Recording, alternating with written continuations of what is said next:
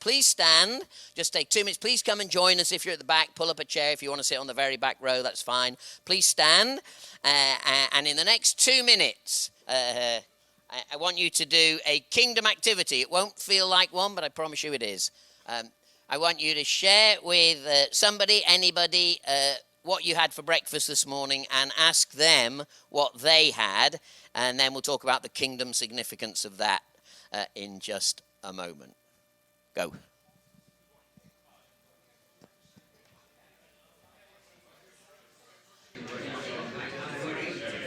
Okay, please take a seat. Come and join us near the front if you would be so kind. And then we just feel that we're engaged in this together.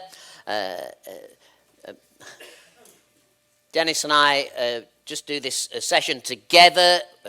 It's not a duet. Neither of us will be singing.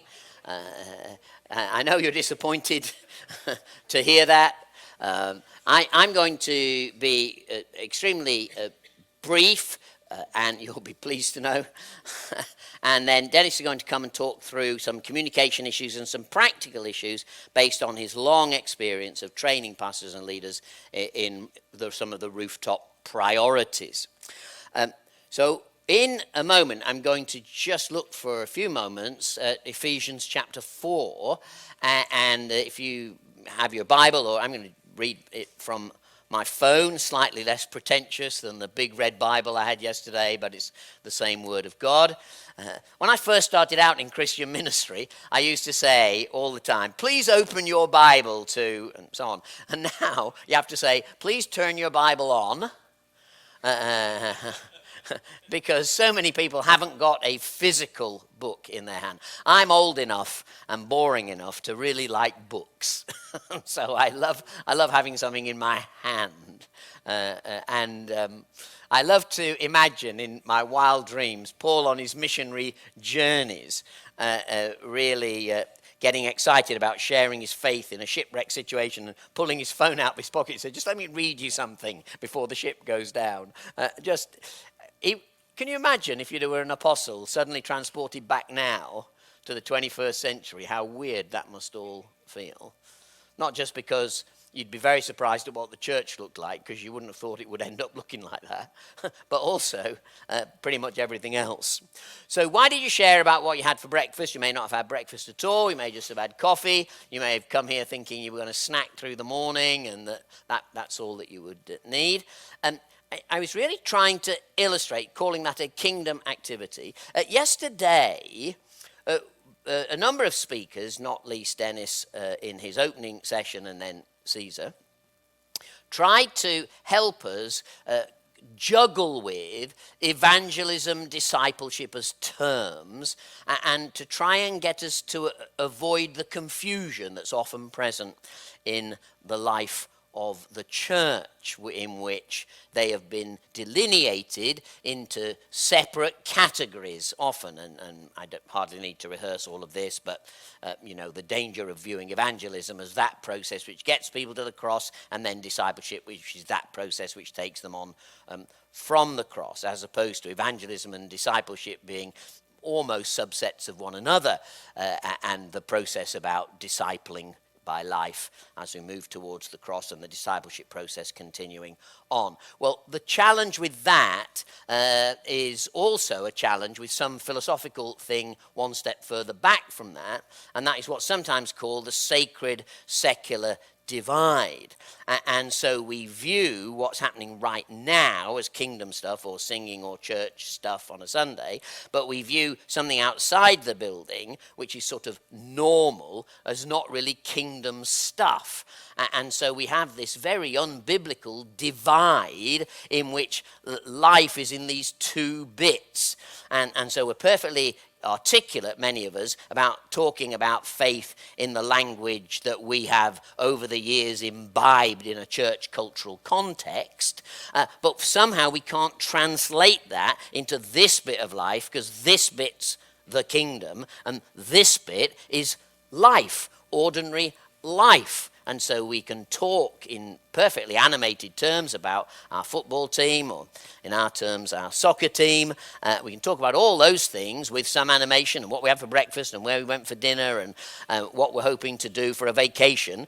That has a language subset of words we use perfectly comfortably, and then we have another subset of language words over here which are perfectly comfortable in a religious setting, but somehow they don't connect across the divide, so we don't feel equipped to talk about the Jesus stuff in this setting, although we're perfectly happy in this setting. And so you'll have people in church chatting with their friends about this happened, and in my Sunday school class or this group we talked about this, about Jesus doing this and so on. And then suddenly, an hour later in lunch, we're completely tongue-tied when it comes to a question of these sorts of things because we've just ordered our steak or whatever for our Sunday lunch. And so this division has to be shattered. The sacred secular divide has to be shattered. So all of life has to be seen as kingdom life. And that's easy to say. I've heard many people say it, but modeling it in church life and giving people a vocabulary that crosses the sacred secular divide is crucial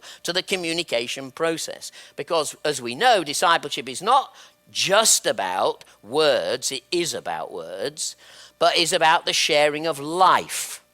And of course we must be those who model this sharing of life, because we learn more by what we do than it is by just what we hear through the ear. You know that we learn in a range of ways, through the ear, through the eye, through the doing of something. We learn least through the ear, a bit more through the eye, and far more, almost 90% retention to things we actually engage in and do on a repetitive basis. That's educational theory 101. Everybody knows that.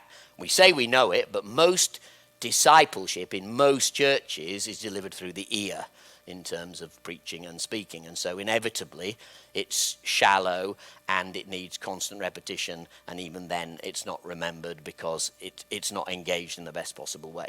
So we have to find a way to shatter the sacred secular divide in order to have good communication strategies across this divide, so that people can talk just as naturally about their breakfast as they can about their faith. And we have to give people skills and words in order to model both life and the verbal clues which lead people to understand a bit more about what the gospel is. Now, certainly we want to have people see our lives and engage a loving community, and when they do that and see our lives and are thinking, gosh, this is not normal, and then they ask questions, at that point, how do we articulate what the gospel means to us, having had the life which has demonstrated some difference from the life around us? So that was a very, very good summary, by the way, I just gave you of a 1-hour talk I sometimes give on this. So I think you're very impressed by my ability to précis, and some of you are saying, not really. So here we are in Ephesians 4, and just very simply say this to you. It's about leadership, and we desperately need leadership which equips God's people to be disciples who make disciples. Leadership's crucial in that process. Leaders have to be disciples who make disciples, obviously, because people have to watch what they do as well as hear what they say. So Ephesians 4:11 says this: so Christ himself, and then the fivefold ministry is listed: apostles, prophets, evangelists, pastors, and teachers. Now, I'm pretty convinced that God cares very little about the title, but cares a lot about the function. And so where the different denominations have different labels for different people and so on, I think one of the dangers that pastor is the dominant title in most denominations is that the pastor is the shepherding, caring, loving sort of role, and that's relatively internally focused in most settings. And so if you don't have a big emphasis on apostle, that kind of helicoptic, translocal, big picture gift, and you don't have much of an emphasis on the prophetic, speaking directly God's voice into situations of society and people's lives, and you don't have much emphasis on evangelism, for that read brackets, making disciples, and you only have an emphasis on the pastoral, which many of our churches do because they only have pastors as an official title, it tends therefore to make the default mechanism pastoral care and the care of people. But actually, if that is the total focus of a church, it's like a big black hole. People have never been cared for enough. You can never visit enough. You can never care for people enough. I have been a pastor in two very large churches, and here's the reality. I could visit certain people every day for 2 hours every day, and it would never be enough.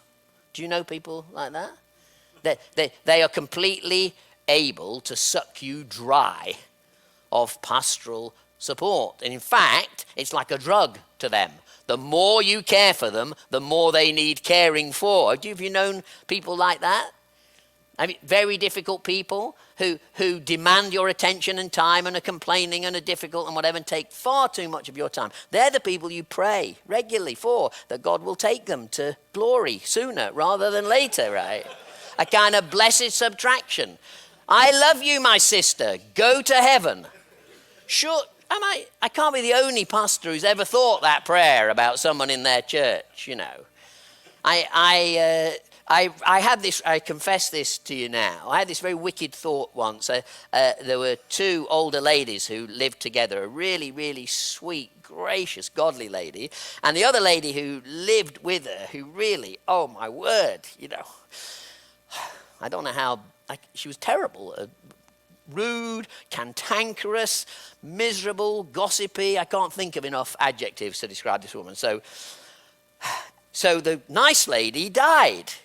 And as I was going to the funeral, I said, Lord, you just got the wrong one. What's going on here? I mean, really, and I know it's a very ungodly thing to think. I get it. You're now going to listen to a word I say because you don't think I'm very spiritual. You'd be right, by the way, to think that. And worse is to come, because as the funeral got towards the end, and we prayed for this lovely, lovely lady, and there were tributes and so on, and the service ended, and I walked to the door and shook hands with people, as you do. The cantankerous lady came to me, and she shook my hand, and she said to me as she left, well, you forgot to say. That was her opening remark to me. She forgot to say, because she was complaining that I didn't mention something about this lady. And off she went. And under my breath, I muttered as she walked down, you're next. See, I was just praying. It was a prayer. Take her, Lord. Now, preferably. We're all together in church. I've got a casket. Let's do it now. Right. Let's do it now. So black hole, pastoral care never ends. And if that's the only focus, then the problem will be that the church will be increasingly self-focused. And it'll never end. And it means that because we don't have an emphasis on the apostolic or the prophetic or all those things, we miss out on that. So what's the purpose of all these ministries and functions? Never mind the title. I don't care whether you have an apostle in your church or not. I care that the apostolic function is understood and received. So it's not about the title. So what's the purpose of them? This verse 12, absolutely critical. To equip his people for works of service, so that the body of Christ may be built up into maturity. So that's what you're looking for. Someone built up in their most holy faith, to equip them to become grown-ups. We don't want any more baby Christians in our church. We want grown-ups, because grown-ups will behave like grown-ups. There'll be less pastoral issues because they're mature, and they'll be sharers of the good news themselves, because that's what you'll be teaching them to do. Actually, in the original language, the word equip can be translated to repair God's people for works of service. It's the word used in the ancient world of the mending of a fishing net, so that the fish don't slip through, repairing the net for works of service. Or it was used even in early medicine, when rudimentary surgery, the fixing of bones, was used in this word, to repair a broken bone. And so God's people need repairing, equipping, getting ready for acts of service. So the job of these ministries is not to do the ministry, but to cause the ministry to be done. That's pretty important insight. Not to do the ministry, some ministry obviously, and to model stuff, but to cause the ministry to be done. And so the passage goes on. It's really important about all this. And then verse 22, about equipping. You were taught this with regard to your former way of life. Right, so you've been taught. Now that imagines teaching through the ear. But look at verse 20. That, however, is not the way of life you learned. Notice Paul's very clear that discipleship is about a way of life. And that teaching is part of that. But it's a way of life which we are communicating. And as we live out the life of disciples of Jesus with our way of life being modeled to others, and yes, there's some teaching orally involved in that, but we're modeling something because people learn by what they see, that the way of life which we believe matters as leaders is replicated in the lives of others, because our job is to equip them to be those leaders. If you read Philippians 4, for example, with Paul and his most famous mentoree, Timothy, he says, I want you to do what you've seen and you've heard and learnt, and then he says, and seen in me. It sounds very arrogant in a way. Look at me, Timothy, and you'll be fine. But actually, that's a perfectly legitimate thing to say if you can say it humbly. Look at what's going on in my life. And then 2 Timothy 2 verse 2, as you know, the famous verse on this. What you have learned, invest in faithful people also. Replicate in this way. So what we're about this morning, and what Dennis will help us with, is about the way people learn and about the way we equip. So practically speaking, how do we move on from this didactic model of church life, which focuses almost exclusively on a kind of preached word on a Sunday morning as the totemic way to do discipleship, which we all know doesn't work for educational reasons and for a whole load of other reasons. It's helpful, it's valuable at times if it's done well, but it can't be the only thing, because along with all the stuff we say, the way of life, what we do, has to be modeled, because our job as leaders is to repair the saints, equipping them for the works of service, which are the sharing of God's life with others. That is what a disciple is. A disciple is someone who's getting closer to Jesus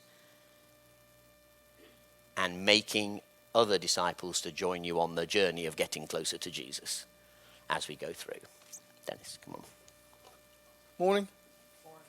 I want to pick up from where Steve was. I want us to really think about the real practical stuff to do with this now. And I'm going to just give a few more thoughts about education and learning, then go into some steps we might take. Also share some of the things that the Rooftop has got that can help you with this. But also want to say this is not just about the Rooftop. To me, it's all about Jesus and his kingdom. So there are other ministries here. You know, you've obviously heard from Caesar. Go talk with him. He can help you a lot with what we're seeking to do, as the other ministries can as well, One Cry and Disciple Tech as well. Please go talk about that. We're not just saying the answer to all this is the Rooftop. We want to be a part of this movement that God is doing. But I want to be really practical and think about some of these things. And so when we think about discipleship and we think about how we do it, many of us are leaders. So how do we begin to do this as leaders? How do we help the church to do this? Because there's a problem I've found. And the problem is that the way most of us were formed as leaders of churches was not to actually be equippers of disciples. We were formed to lead churches. Of the things that Steve just talked about, that's what so many of us were formed to do. I remember years ago I was in Australia doing a tour of 6 of the 7 states in Australia, and they asked me to do this thing in each state on the pastor as the leader of a missional community. That was my title. That's what they gave me to speak on, the pastor as the leader of a missional community. And so I went to 6 of the states and did this over about 3 or 4 weeks, I think it was, I was there, something like that. And each time I did it, I did the same teaching session. It was 3 days each time. And I did a number of sessions, had lots of nice slides and all the stuff you do, and did this thing. And at the end of my presentation, I got applause by these Australians, which is very rare for Australians to applaud British people, because there's history between us, especially when it comes to cricket, but that will mean nothing to you at all. But the interesting thing was, after each session, after each time I did it, in each of the different states I did it, we had coffee breaks and breakfast and lunch and all the different things where people would just sit. And what would happen is a pastor would come and sit next to me. And this happened so many times, it was unbelievable. He would sit next to me and say something like this: "Hey, mate, I agreed with everything you said, but I can't do it." And I said, "What do you mean you can't?" And by the end, I knew what they were going to say next. I'd heard it that many times. But basically what they said was, "Well, what you're saying is I've got to be the leader of a church where I'm going to equip people to be disciples and make disciples. That means I need to know how to get in conversation with people outside of church and talk to them about Jesus. No one's ever taught me to do that. I don't know how to do it." When I was at seminary or college or whatever, what they taught me to do was to preach the gospel to people that come and listen to me. That's what they taught me to do. So that's how I was trained. Exposition, exegesis, Old Testament, New Testament, all that stuff. And there's nothing wrong with any of that. But the big problem, they said, was what they never taught me to do was how to actually engage in a conversation with somebody who hasn't come to listen to me preach. They never taught me anything about that. And so when I stand in the pulpit and I tell people they have to do this, I can't do it myself. So therefore, I don't know how to equip them or enable them to be equipped. So what I tend to do is I rely on courses that people have written and take them through the courses, and they do the courses, but that doesn't seem to make a lot of difference to people. And it comes back to what Steve was saying about Ephesians 4, and I'm with you. I don't care what you call them. But the reality is that as I look at it practically and see it, that people who have a pastoral gift tend to be largely incapable of knowing how to equip people to be those that are making disciples among people outside the walls of the church. And that's not a criticism, it's just an observation.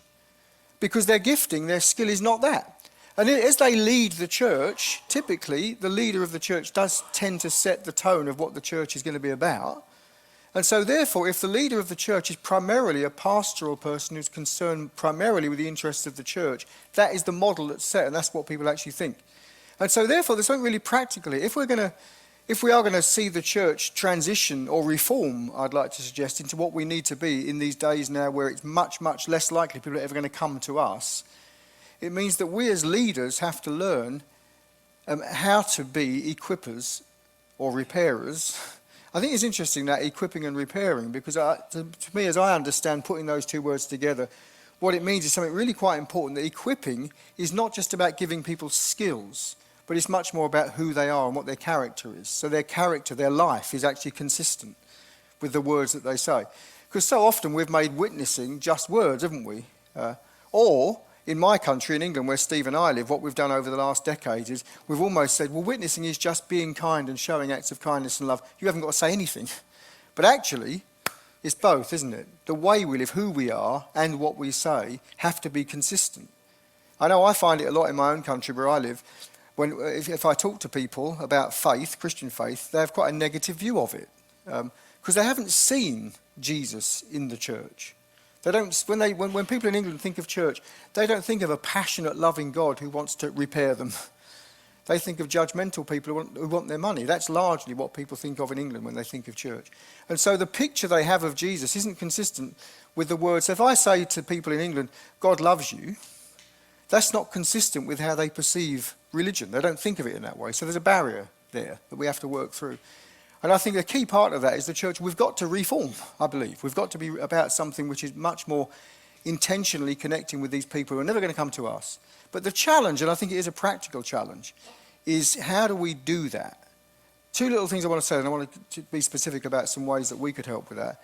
And I think Steve has already mentioned this a bit, but I want to pick up on it a little bit more because I think it's so important. This whole thing about learning. And I'm going to talk about some materials that the Rooftop has produced in just a minute, but I want to talk about the principle, the theory of behind them, why we've done them the way that we've done them, because I think it's so important. So one key question, which I think is so critical, and this is such a challenge, I find, practically to the church, and the question is, where do we learn? Where does learning take place? I was speaking at a conference in Zambia the other week on Zoom. To a big bunch of about 500 pastors there were at this conference. And in my office in my house back home, I've got a big screen on the wall because I spend sometimes 50 or 60 hours a week on Zoom when I'm at home. So I don't want to have a little screen, I have a big one. So there's a huge screen on the wall so I can see really well who I'm talking to. And so I could see all these pastors gathered in this place. Very lively, dynamic, many young, most of them are young pastors. And they asked me to talk about this very thing of how do we be disciples that make disciples. And so that's what I was speaking on. And so I asked the question of all of them. I could see them all sitting there. My question was, where do we learn how to swim? And I could see, I saw all their faces. They looked at me. Is there a trick here? Is he trying to catch us out here? Because the answer is pretty obvious. Where do we learn how to swim? And I said, please, will somebody just answer the question? So this young pastor came and stood there, and he came all the way to the front. There was a microphone at the front, and he did this. I could see him walking all the way down. He gets to the front. He stands at the microphone. He looks at me and then looks back, and he says, in the water. In the water. I said, yes, in the water. There is nowhere else to learn how to swim. You can read books about flotation. You can read books about human anatomy. You can read about the properties of water. All that. You can do all of that forever. But at the end of the day, the only place to learn how to swim is by actually getting into the water. And then I said, where do we learn how to make disciples? Outside the walls of the church. And they all looked at me and said, outside the walls of the church. Yes, there is no other place to do it. Where we learn, I think, this is a Dennis Pethers quote, which may be incorrect, but I'm going to put it out anyway. Where we learn is the most significant contributing factor to what we learn. The where we learn is absolutely critical. So, for example, if we're going to learn how do I share my faith with somebody outside of church, I would contend it's impossible to learn that unless we're doing it with somebody outside of church. You can have courses, classes, you can have a great speaker come and tell you all the techniques, you can do all that, all you want. But the only place where we learn to do that is actually where the people are. It's interesting, Steve talked about use of language, the sacred, secular, the spiritual language and the non-spiritual, all that stuff. So what could you do about that? How do we learn how to speak the language of the people? It's easy. Get a class, get a facilitator to come, sit with them for 2 hours and they'll tell you all the things that the people outside are saying. Easy, isn't it? Except that it doesn't work. Because the only way to learn how to speak to people is to speak to people. And then in the conversation with the people, you begin to learn that. You begin to realise that when you say, are you washed in the blood, it doesn't actually work. But you don't realise it unless you try it, if you know what I mean. And you begin to listen and you begin to understand the kind of ways that people say things. And therefore, you begin to learn their vocabulary so you can begin to speak the way they speak. And you also begin to learn how to talk about the faith you have in a way that makes sense to them because you're beginning to understand how they communicate, how they talk. But the only place to do that, the only where that can happen is with the people. You can't learn it theoretically. You can't. I remember speaking to a pastor in Arizona once, I'll never forget this. We were talking about all this stuff. And he said to me, do you think, I should spend 2 years training my people in all that they should say and do and then send them out? I said, Zach, that's the worst thing you can do. Because I guarantee you'll do that. The first thing they will do is meet someone who asks one question you didn't prepare them for, or they'll answer it wrong or something, and they'll conclude they can't do this. The only way that they will learn how to do this is by them learning by doing it. And the only place that will be is somewhere outside of the campus. Now, here's the challenge, I think, and I'm being really practical because I think we've got to be practical about this.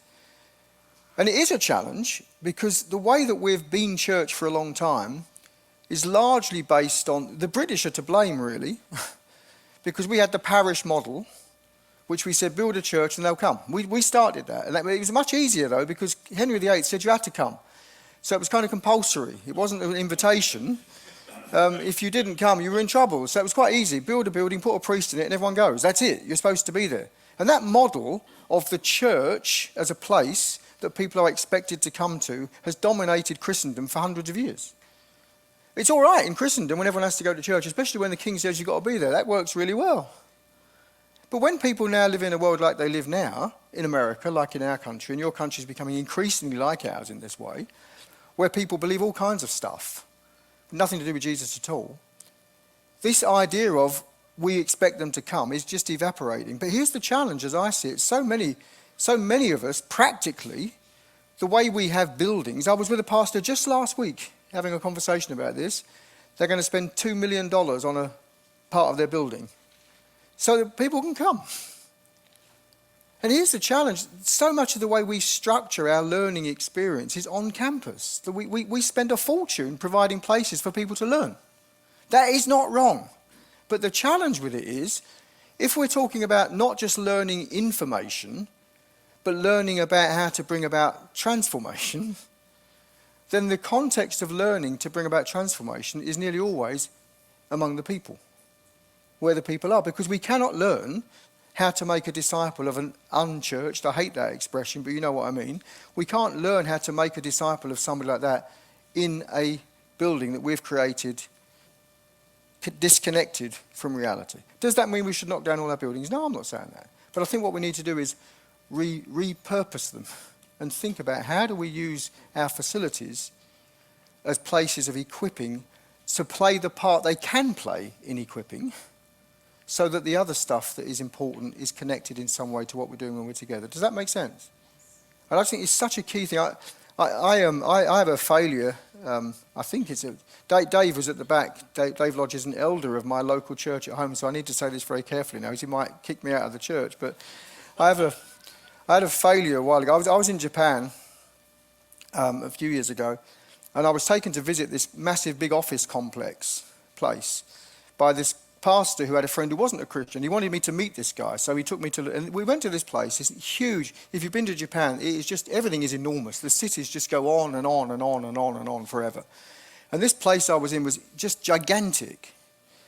And this guy who was, he owned it. He was showing me around, and through his interpreter was telling me all about it. And his point, this was his point, he kept telling me over and over again. He said, this place, there were desks everywhere and computers everywhere and coffee machines and restrooms and windows, just this enormous place.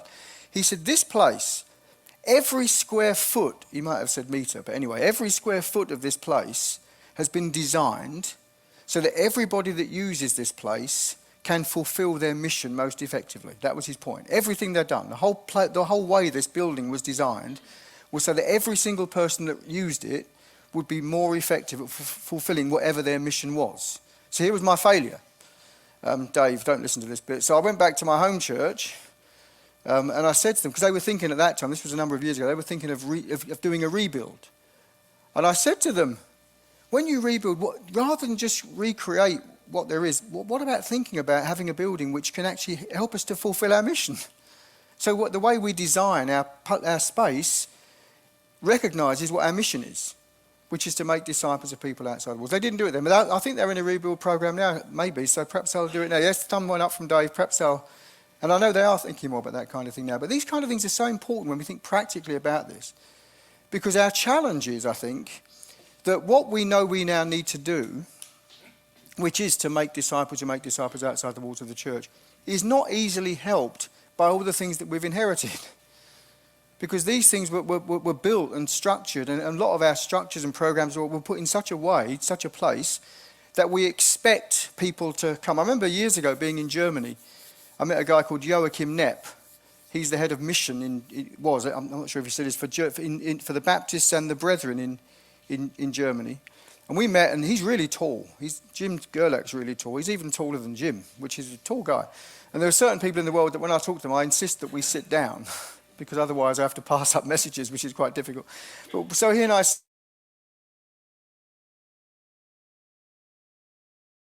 said, I'm the head of mission, but we're not reaching the people. He kept saying that to me. We're just not reaching them. And so we talked about all of this, and I was saying to him the very things we're talking about now. And then he understand that. He said, for years and years and years, decades in Germany, we've been saying to people, kommen Sie hier, which means come here. And then he said this, aber sie kommen nicht, which means, but they don't come. And he said, we need to learn how to say, wir gehen hin, we're going to. And then he said, this is the key thing, and this is why I just think, as we think practically about this, we've just got to face some of these things and work them through. He said, but the challenge is, he said, I realise, he said, if we're going to say, we're going to, as opposed to, you come here, we have to go to the very foundation of everything that we do and be as church and rethink it, because it's not actually designed for that purpose.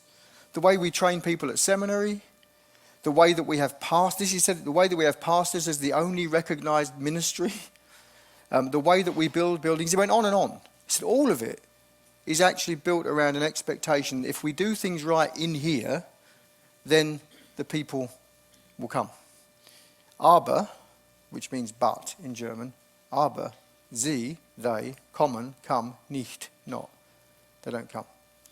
So does that mean we should knock down all our buildings? No, I said that. I don't think we should be doing that. What we've got to think is how do we repurpose things so that we can be about recognizing that true learning, the real learning, is going to take place. Where? Among the people. And what does that mean for us as pastors? Let me just take a moment on that before I look at the process a bit more and then go into some more detail about how we could help. I think for pastors, leaders of churches, but let me say this, I meet a lot of pastors in churches who are actually apostolic, prophetic, evangelistically gifted people. The reason they serve as a pastor is because they don't get paid for the other ones. I mean, it is as blunt as that if we've been really practical. I confess, there's me.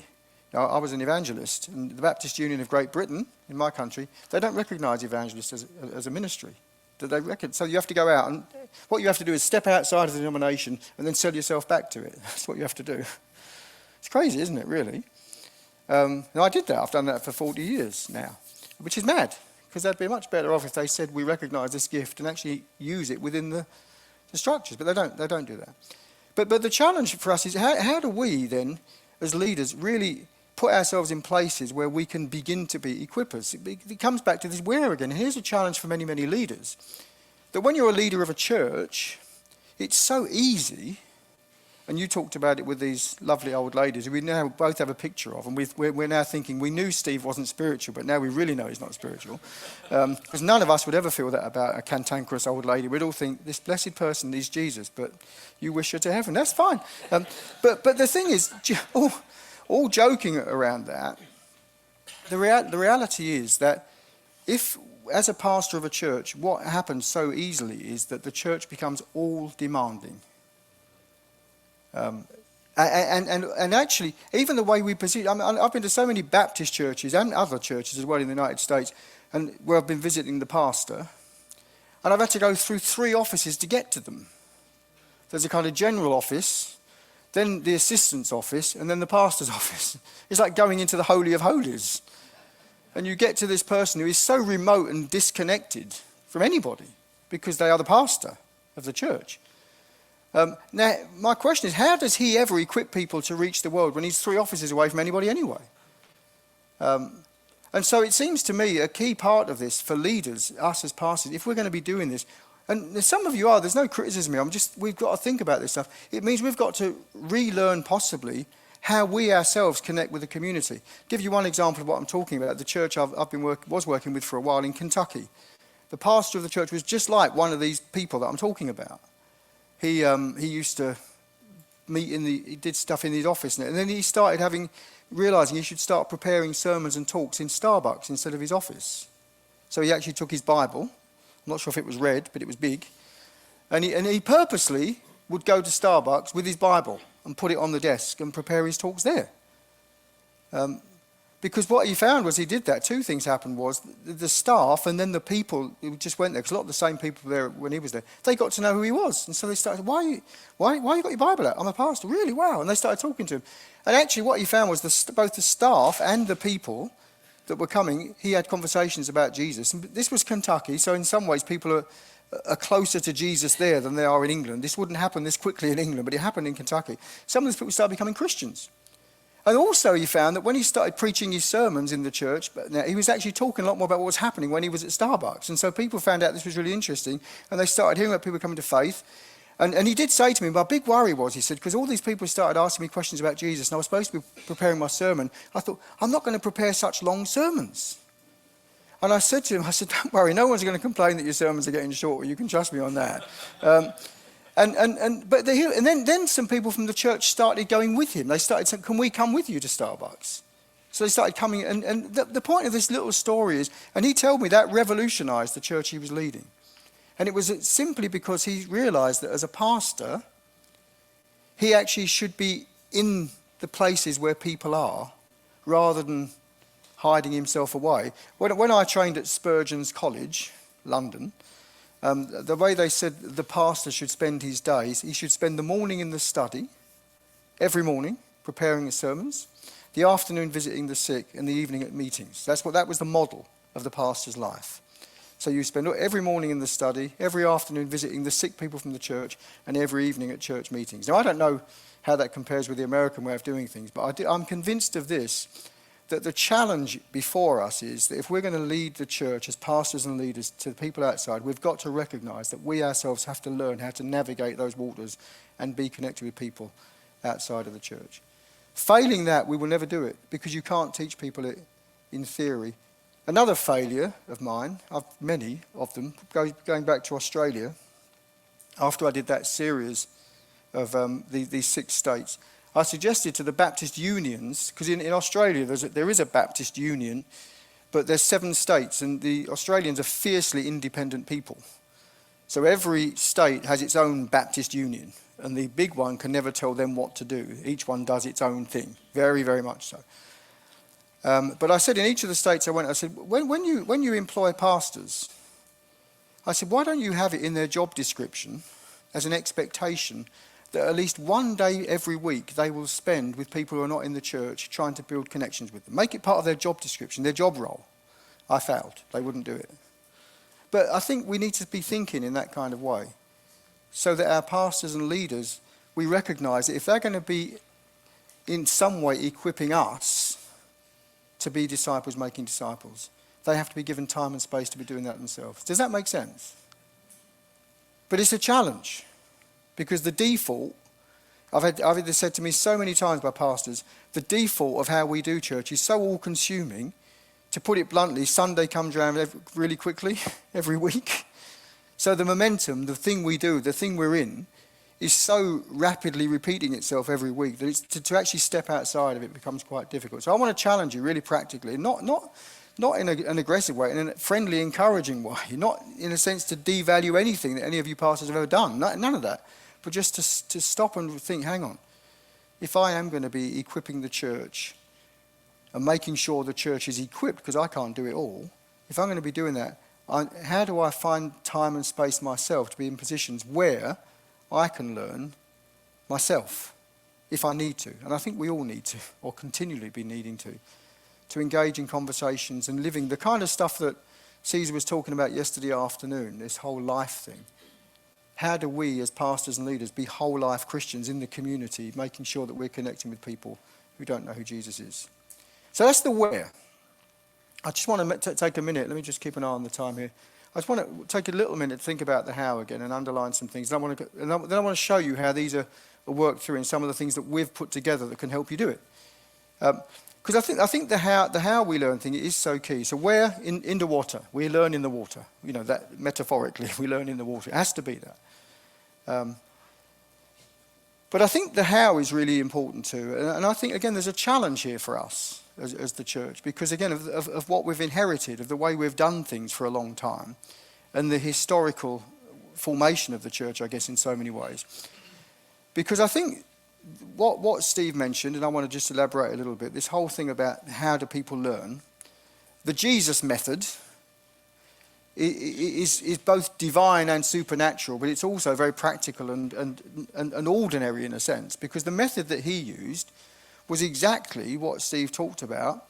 He told the people what they should do, he showed them how they should do it, and then he let them do it. So I call it the tell me, show me, let me model. That's what I always call it. And in that, we all know this. We all know it. That most of the learning, you talked about the figures for it, but most of it takes place in the doing of it. Our challenge is that the model we've inherited of church, largely, is that most teaching is verbal. And so the telling is a big part of it. Now, that is not wrong. Telling is a critical part. So I'm not saying we should close down our Sunday services. I'm not saying we should stop preaching. In fact, I'd say the opposite. I think our gatherings and the teaching that takes place should be the most exciting, dynamic thing possible. I think our preaching, which we call it, should be fantastic. I do. Sam's going to speak later on about what is happening where he is in Crossfield. And I've heard Sam speak a few times. He's dynamic. It's great to hear him speak. And I wouldn't say, actually, Sam, don't bother doing that. It's not that or this, it's this and that. Do you know what I mean? So that should be, Jim, I've heard Jim speak. I haven't heard Mark speak. But and that is key. So that is important. But the point I'm making is just that. If we think the way to do this is just by telling people every Sunday what they should do, I think we're missing an incredibly important part of the whole learning process. Because it has to go into the showing. Jesus showed them. They watched him do it, didn't they? Where they did it in the water, the disciples, if you like. They were with him all the time, out in the streets and the highways and the market, all that. But they watched him do it, and they constantly watched him do it all the time. They saw him raise the dead. They saw him walk on water. They saw him heal the sick. They saw how he handled the Pharisees and the religious leaders. They saw how he handled all the different things. And they kept getting it wrong as well, which I find really interesting. They said and did some pretty dumb things as they were learning all this stuff. But it was in the doing of it and watching him and then doing it themselves that they really learn. So the challenge again comes back to, if that's how people learn, we need to think of ways of giving people learning context where they're shown how to do things out there. Because you can't do it in here. You can't show them how to make disciples out there by doing it in here. Or maybe you can do a little bit of it in here. You can do role plays and you can do that kind of stuff a little bit. But at the end of the day, Marion is a friend of mine. We were playing golf a little while ago, where he played golf and I was hitting the ball around everywhere. And as we were doing this, by the way, I want you to know at the end of it, I hit the longest drive of the day, didn't I, Marion? Do you remember? Because the only reason I hit the longest drive of the day was because I hit the ball not very far, but it found the path. And it just bounced along the path and went past Marion's ball.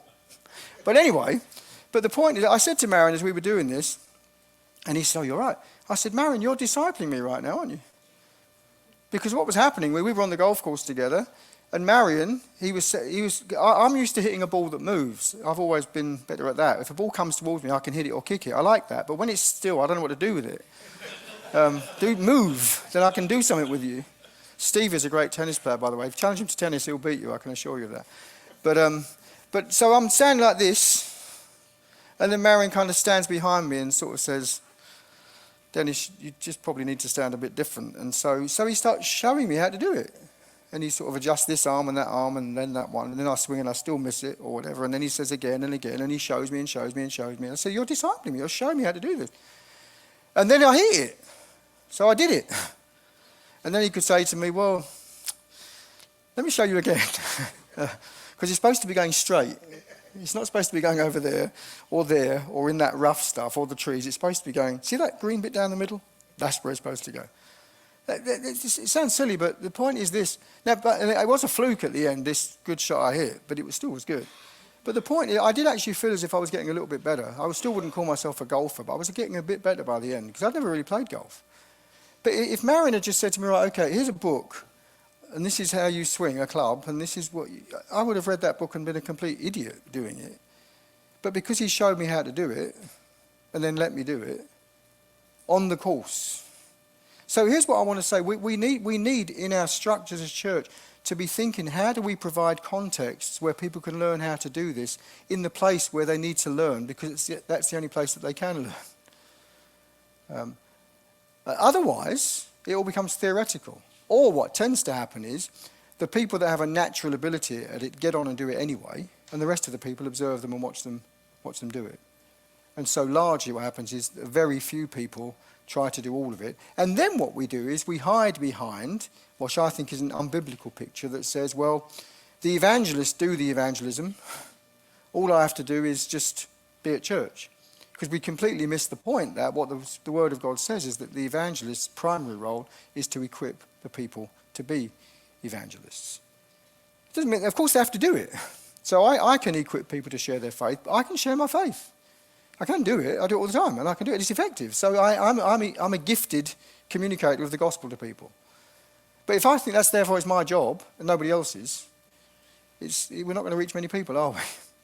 But if I can see it's what I'm called to do, what I'm gifted to, and I'll keep on doing it, but as I do it, draw other people in to do it as well. I was talking to a guy from Arizona. I was just in Arizona, and I was talking to a guy from there. He's actually at University of Arizona. He's the Christian Challenge worker there. His name's Jeremy. And we were talking, and he said to me, because we were talking about this whole thing of showing people how, taking them with you, letting them see how you do it. And he said to me, he said, "Dennis, I've wasted 15 years of my life." He said, "'Cause I've always thought I have to do this.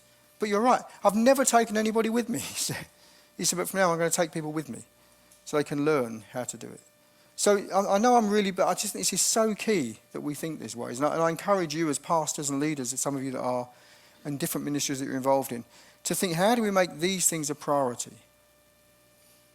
And so not how do we stop doing everything that we're doing. No, some of those things are really important and valuable. But how do we begin to realign, rethink, reshape, reform so that we can make giving people opportunities to learn outside of campus is a key part of what we do. So let me talk for a minute, if I can, about just how we in the Rooftop have tried to do something about that, some things that we've put together. And I'm not trying to sell our resources, because they don't cost anything anyway, so you haven't got to pay for them. And as I said, I really want to underline there's other ministries here as well, so go talk to them. And if you have other ministries, talk to them. So I'm not saying the Rooftop is the only way. It's not. And thank God it's not the only way. But we've put some thought into this. So let me just, if we can hit the slides, if we may. We've produced some equipping resources that take churches through a process, or as you guys tend to call it, a process. But it is process. It's not process, because we had the language first. I always say that. And the key to it is that slide, that first slide, that preparation one, it should say preparation, but for some reason it auto-corrected on the thing. The first one is preparation. What we mean by preparation is this. So often when the church thinks about how do we go through a process of change, how do we begin to move towards a recognition of all the things I've just been talking about, we come up with a plan and then we ask God to bless it. The purpose of the reason we call it preparation, and it's all, you can see it all in our materials, is that we think it's really important that we as churches learn how to seek and discern what is God's will and then join him in what his will is. Rather than say, we've got a plan, God, come and bless it. We're going to build this or do this. We need this much money. Come on, Lord, turn up. But actually to turn it around the other way and say, God, what is it you want? What are you seeking to do? So when you look at this community, how do you see it? So this whole preparation part of this process is really thinking about how do we help people to pray in such a way that their prayers are not seeking to convince God that he needs to do something for us. But actually, how do we help these people to pray in such a way they realise that God has a will and a purpose that he wants to achieve, and we align ourselves with his will and purpose? Which you might think, Dennis, why do you do that? It's obvious. My experience is that isn't obvious. My experience is that most Christian people, when it comes to prayer, typically their prayer is asking God to give them something that they want, or to do something they would like him to do. Very seldom is it actually, God, what is your will and how can I change so I can be part of what it is that you want to be done? Is that too harsh? I just think it's so key. Lord, teach us to pray, the disciples asked. And then Jesus taught them, didn't he? Your will be done. And yet so often our prayer is nothing like that. And then that part that says moment, in the Rooftop process that we put together, that moment is actually a moment of encounter. And you'll see this a bit more in a second, where we've done this all over the world, and we continue to do it in many places, where we encourage churches to actually go to a roof or a high place, look out across their community, and ask the question, Jesus, what are you doing here, and how do we join you in your mission? And that's some of you in here have done that. But we've found that such a powerful thing, because the challenge is that when we think about how do we as leaders lead the church in this way, here's something which I've discovered, which is heartbreaking for me. I have to be honest, it is heartbreaking for me, and it's probably what drives me to do what I do all around the world. Every day I go and do it. And it's this, that so many Christian people that we lead, then they haven't got a passion for the people outside the walls of the church. They don't wake up every morning and think, how can I win somebody for Jesus today? They just wake up every morning and think, is it sunny? Or whatever. Or what am I going to do today? Or how am I going to live my life today? Back to what we were saying about sacred and secular, this whole thing. That so often the average Christian in their average day doesn't feel like they're on mission with Jesus at all. They don't feel as if they're in a place where this is their mission field. And this encounter is really important for that. Let me just give you a couple of examples of what I mean by that, why it's so important. I think the core to it, and just check out in your brain, your mind, whether you think this is right or not, because I may be wrong, but my sense is this, that most Christian people who attend most of our churches don't think of the city where they live as a mission field. That they think the mission field, we were talking about this yesterday, that they think the mission field is somewhere else. they don't realise that South Story Road is a mission field, because that's where they live. And they don't think that Crossville, Tennessee is a mission field, because that's where they go to Buc-ee's, because Buc-ee's is big in Crossville, Tennessee, man. I know kids in Nashville that still can't wait to go to Buc-ee's in Crossville. I find it incredible. Why would anyone want to go to Buc-ee's anywhere? But anyway, Buc-ee's is a mission field. And I think that the key thing that I'm just saying, so many Christian people do not have any sense or perception that where they live, where they go to work, and that is a mission field. They just don't think that way. And so this encounter is key, to look at the city and say, well, look at your city. What does God see when he looks at this city? What do you see? And what is God doing in it? What's he doing? And what we've found with so many Christian people is they've never actually thought that way before at all. So here's the point. If we as leaders are going to lead these people to be effective at becoming disciple makers, somewhere within them they've got to find a desire to want that and to even see the importance of it. Otherwise, we're just talking to people that have got fingers in their ears, not listening at all. And in so many encounters that we've led in so many parts of the world, we've seen incredible things happen. Where people have, I've heard this said to me hundreds of times, literally over the years. People have said to me, looking out across their city or town, whatever, for the first time in my life, I realised that this is my mission field. Never thought of it before, ever. And they say, I've been to that place, and yeah, well, yeah, Jesus is on mission now, yeah. And as they begin to see that, it changes the way they think, which therefore means that if we're going to say we want to equip you to be disciple makers in the city, it's much easier to do that once they're in a place where they recognise this is their mission field and it's important they become disciple makers in it. But if they don't think that way, it's 10 times harder for us, isn't it? Because they're still focused on seeing the church, the place they come to, is where it all takes place. So the moment is really key. And then the movement part of it, that's all about how do we do two things. One is how do we engage with people, and how do we then expand the kingdom. If you could go to the next slide, please. Oh, sorry, there we are. It said preparation. I should have done these. And the next one, please. There's an encounter. That one's actually in Cincinnati. And the next one, please. Equipping disciples to make disciples outside the walls of the church. A couple of things about this that we've found really important in terms of how we can help a church to do this. And one of them is the first part of that is we think about how do we engage with people. And what we really try to help Christians to do is to recognise that the mission field is not somewhere they have to go to. The mission field is where they are already. And so for example, a lot of churches talk about outreach. You hear that phrase like outreach. And I always say, we only call it outreach because we've built an inn, so we call it out. The church, the world didn't build us, we built. So we built the inn and then called them out. That's what we did. That's our thing. But actually, if we think about it, these Christian people that come in to our building, they don't have to go anywhere. They're already there. They're already among the people. They're with them all the time, 24/7, or not that, but all the time, every day, whatever. They're with these people. And so what we seek to do in this process as we help churches is to help these Christian people to recognise that everywhere they are, they're on Jesus' mission field. So therefore, they haven't got to go anywhere. They've just got to be a witness, be a disciple maker in that context where they are. And we talked about all that yesterday, all what that means. This whole thing of how we live and how we be and how we help people to see Jesus living in us. The other thing which we've found really important is to, and we do this in this part of the movement as well, is to recognise that key to this is recognising that the way the kingdom of God will grow is as Christians become disciples who make disciples. And we've talked about that a lot, but let me just spend a moment on that for now because I think it's really important. Because I think, because we've made, do you remember my little diagram yesterday? Do you remember it, which had discipleship pointing towards the church and evangelism pointing towards the world? Do you remember that? Some of you do. I can see some of you are nodding. I think that the challenge of that is that we have to help Christian people to realise that, and Caesar, you spoke about this so well yesterday afternoon. I really appreciate that.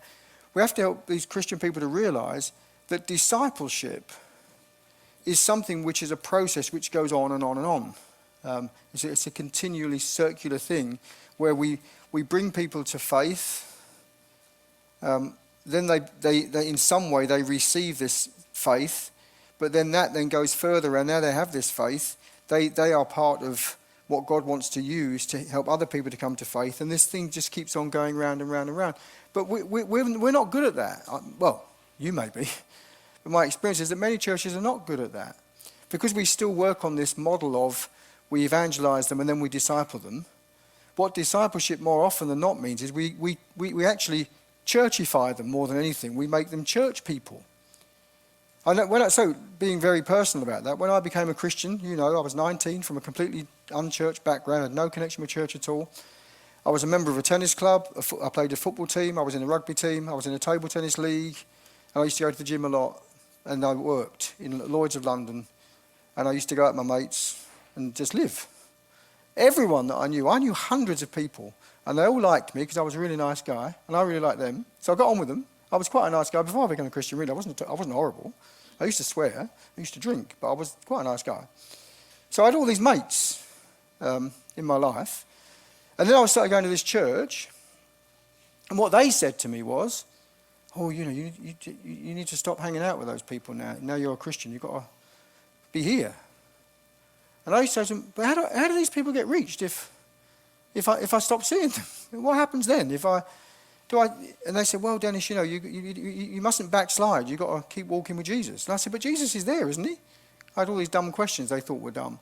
Is Jesus here then? Can't I walk with Jesus there? Isn't Jesus there as well as here? Oh, yes, but this is really... What?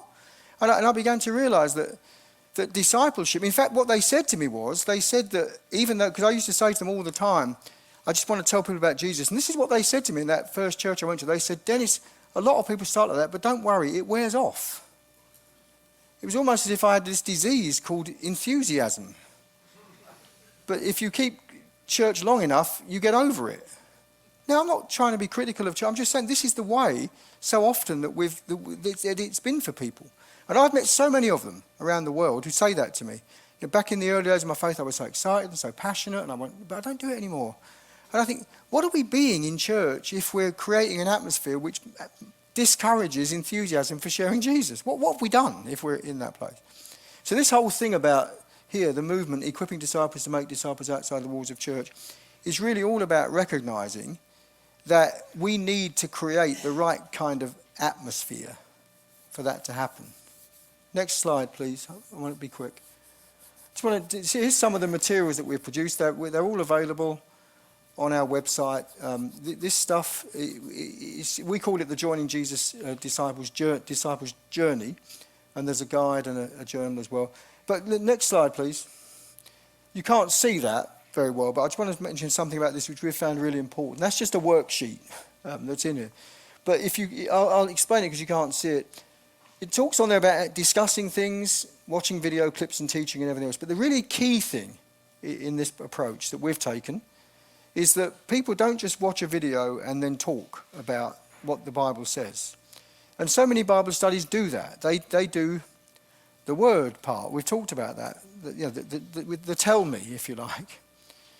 But we've recognised, and we've been talking about this massively over the last couple of days, and most of you have been agreeing that this is true, that we learn most, not just by what we're told, but by what we see done and then do. And so what we've written into all of our materials is, if you can see it, you probably can't. It says discuss, then it says do, and then it says download. That's what the word says at the bottom, do and download. So in the process that we've put together, we encourage, and Caesar modelled this this morning and yesterday in what he does. He said to you yesterday at the end of the day, as you go to eat, whatever, do something. Get in a conversation with Abdul or whoever it is. Do it. And then he said, come and tell us what happened. So he's modelled exactly what we're talking about. He's modelled that with us yesterday and today. So if we're in this group and we're learning these things, and we actually call them teams rather than groups on purpose, because groups tend to exist for their own sake. If you form a group, the purpose of that group is the group. And I've never had to train anybody anywhere, do a seminar anywhere in the world on how to be inward looking. No one has ever needed any help with being inward looking. It happens, it's instinctive, it just happens. The group is about the group. If you call it a team, at least you've got hope then that they may be recognising their purpose is not the group, the purpose is the mission. So we create this team to be on mission with people. And again, think about the structures of church again. Many churches have a whole variety of groups, home groups, whatever they call them, different things, life groups, whatever, different things. But largely, most of those groups have no sense of an intentional purpose of mission. Primarily their intention is just being together to study the word together and pray together and have fellowship, which is not wrong, but it's not going to get this job done, because it just means they're meeting in small groups within the church. And so again, we're back there. Where are they learning in a context which is unsuitable for learning how to make disciples and make disciples? Because you can't learn that in that kind of group. You only learn it by doing it. So therefore, the reason we put the do there is we encourage these people, everyone that's in it, to actually say, what am I going to do as a result of what I've learned? What am I going to actually do about this? And then the download part, this is the key thing, is they then share with each other what it is they said they're going to do, so they can actually start to be supportive and praying for each other and begin to have more of a team sense about it. We're doing this together. So if I say I'm going to talk to my neighbour on Wednesday morning about whatever, I tell the group, I might get a text or two, hey Dennis, I'm praying for you, how did it go, whatever. So you're building this sense of we're a team, we're doing this together. It's not just me on my own. Here's the great challenge. Most Christian people, they worship together but are left to do evangelism or disciple making completely on their own, in utter isolation. And it's just tough. It's really hard. And so what do they conclude? I can't do this. And therefore, they don't do this. And every sermon they hear telling them they should just makes them feel more and more guilty about the fact that they don't. And in the end, shame and inadequacy convince them that they're not very good at doing this, so they just give up. That's typically what happens with many people. But when they begin to be in a context where they are learning by doing, in the place where they really are learning, and they're being supported in the doing of it, what I've seen this in many places, which excites me. I'm an optimist, not a pessimist. That when they get a hold of it and begin to see that, they recognise that this can. I often tell, I love this story. I often tell the story of two old ladies from Tucson, Arizona. I just love the story because I could tell lots and lots of these, but I love these stories. We were in a place, San Manuel it's called, just outside of Tucson. And the church that we were working with, they went through this process that we're talking about. And I went to preach there on a Sunday morning. And the Sunday afternoon, that everyone gathered back together to share stories of what was happening as they were doing this. And loads of people shared, lots of young people and some of the adults. But then they were great. But these two senior adults I loved. One lady stood up and she said, I'm 83 years old. She said, I've been coming to this church for 61 years. She said, but now I realise this isn't the church. I'm the church. And it's so much fun. She said, because now, she said, I meet my friends for coffee, we go out to eat, we talk, we walk. But she said, and all the time I realise I'm church. So I'm always just being Jesus to these people. And then the lady next to her stood up. And I think it's funny, when people reach a certain age, they become proud of their age. So the first lady was 83. The second lady said, I'm 84 years old. She said, and like my friend, I always thought the church was this place where we come to. I realise I'm the church. She said, so I visit my husband in a nursing home every Wednesday. She's been doing it for years. She said, and I go to visit him. She said, but now I realise that I'm church. I'm Jesus in that. So she said, I now go there for the whole day on Wednesday. I don't just go to visit him. I take my food with me. And what I do is I meet all the people. I visit all the people that nobody else visits. And there's lots of them, just left there to die. No one cares about them. She said, so I visit them. She said, just last week a lady said to me, I've never believed in God, but since I've met you, I'm not so sure. I love that story because to me it just captures what we're seeking to do here. These two people in their 80s who all their life thought that church was the place that they go, recognising that church is who they are, and actually the places they go, the people they're with already, that's the mission field, and so they be Jesus in those kind of places. And this kind of thing can really help with that. Last thing, then I'll be done. Something else which could be of use to you, which I've done in many, many places, and some of you are already aware of this, but many of you are not, is something I do with pastors and leaders, because I've found that so many pastors and leaders are in this place of thinking, how do I actually step outside of this? How do I begin to be someone that leads a missional community? So I've put this thing together called the Joining Jesus Pastors and Leaders course.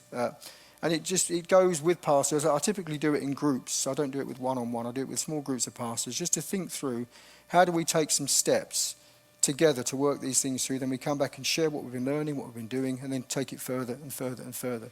So that's the point of this. It's something which could be of use to you. So that's just giving you some idea of ways that we can help. What I'd like you to do, I don't know if you have any other plans now, John, but just before we take a break, I would just like you to, again, we've done this a bit, but I think it's important just to talk to each other for a little while. We've got 15 minutes before the break. I wanted to leave a bit of time to do that. And just if you can, share with each other, just in groups again, as you've listened to all of this stuff about, really the heading today has been, how do we help people to learn? That's really what we're talking about. How do we help them to learn? If you could just talk to each other and say, what again, would you say really is impacting you as you think about that? What challenge or what encouragement or something, what does it bring to you as you talk about it? And then maybe you could think about, as you talk with each other, what impacts me about this? But then what do I take away from this and think is important for me to think about as I go back to the church that I lead and seek to bring some of this change about? Is that okay? So just maybe you could get into groups of maybe 4 or 5 actually, rather than 2 or 3. If you could get into that kind of group and just share in that way. Please, group up and talk away.